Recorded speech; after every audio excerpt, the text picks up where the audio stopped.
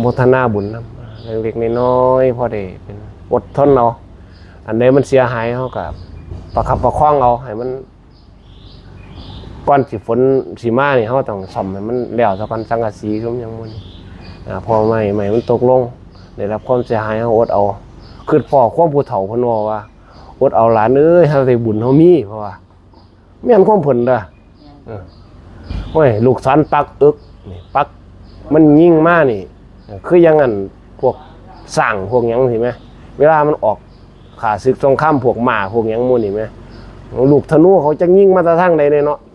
สิไปถามมาบอกใดบอกกูใส่หรือมันไม่ยิ่งมากน่ะนะลูกสันมันใหม่ยังสิไปทำฮะยาพิษเป็นยายังอันนั้นมันบ่เมียนนี่เขาก็อดเอา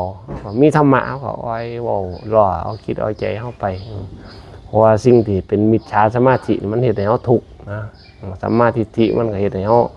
ฉลาดขึ้นเขาก็เห็นย่างไงมันถือทางถือป้องนั่นแหละคอยฝึกคอยหัดเอาผู้ใดที่เป็นยังได้ก็ตามให้เขาเบิ่งเขาเพราะว่าเขาเป็นแม่แบบเด้ฝึกเขาพัฒนาเขาขันเขาเป็นแม่แบบไปแล้วเนี่ยผู้อื่นก็เป็นก็บ่ได้ตั้งยังกับเขาดอกความโกรธความหลงมันก็มีมากของมันอยู่หันมันเวลามันเกิดเขาก็จังหาเนี่ยเอาธรรมะมาแก้ไขขันบ่เกิดกับเบิ่งมันอยู่เพราะปานนี้ล่ะมีสติกอบมันเบิ่งอยู่ว่าเจ้าสังเกตว่าเฮ็ดฝึกให้มันมีกำลังเฮ็ดให้มันพัฒนาเจ้าของขึ้นให้มันได้เฮ็ดไปเฮ็ดมามันเกิดเป็นบุญญาบารมีจังหน่อยบริวารก็มีมาเองเด้อเห็นบ่ห้วยขันเขามีอยู่มีกินมาเด้อผู้ใดสิอยากว่าซั่นเฮ็ดไปห้วยอันใดก็สู่ท่านบ่ได้ก็ยังว่าเพิ่นยังว่ากะซั่นเฮาสิสวดบทพหูไว้เฮ็ดจังกะซั่นมือเป็นพันเพิ่นยังบอกว่าอย่างนั้นมือเป็นพันเฮ็ดจังได๋จังชนะก็เอาท่านนี่แล้วไปสู่ต่างคนก็ต่างแม่นบ่มีก็คืออย่างนี้แล้วคือรัฐบาลเขาแจกเงินนี่แล้วแม่นบ่อยากจนมันก็อยากสิจนยากสิจนก็ยังบอกความคิดของคนเนาะว่านั่นความอยากความทะยานอยากตัณหานี่มันมีหลากหลายหาวิธีหาอุบายเฮาให้มันได้เฮามีปัญญาเฮ็ดฝึกหัดพัฒนาศีลกับอบรมพัฒนาความเว้ากับกายเฮา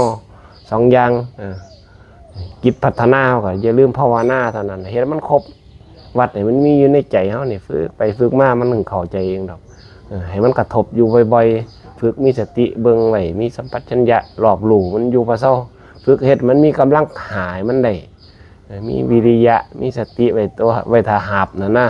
ไว้ทาหาบโมเมนต์ว่ามันอยู่แต่ว่าถึงมันอยู่ถึงบ่มีสติเฮ็ดงานแบบว่าบ้านเฮาเนี่ยฝ้าวอยู่บ่ไหวแม่เพิ่นว่าเฮ็ดมันอยู่ถึงวิริยะดีอยู่แต่ว่าถึงสมาธิถึงบ่มีเฝ้าบ่ไว้ลืมหน้าลืมหลังกลับไปหน้ากับ3-4 ทีรอบกลัวสิได้กลับกลัวสิได้แล้วกลัวสิได้อันไปหอดหน้านะเดี๋ยวก็ลืมกองเขาเดี๋ยวก็ลืมมีดกลับมาเอามาเพราะว่าลืมมันกองเขาเนาะวันสุดท้ายคือพอมีรัดเนาะคันว่าลืมกองเขาวัดไปหาขอเขาวัดใครอยู่ในฉลาดอยู่ดิแวะเขาไกลบ้านบึง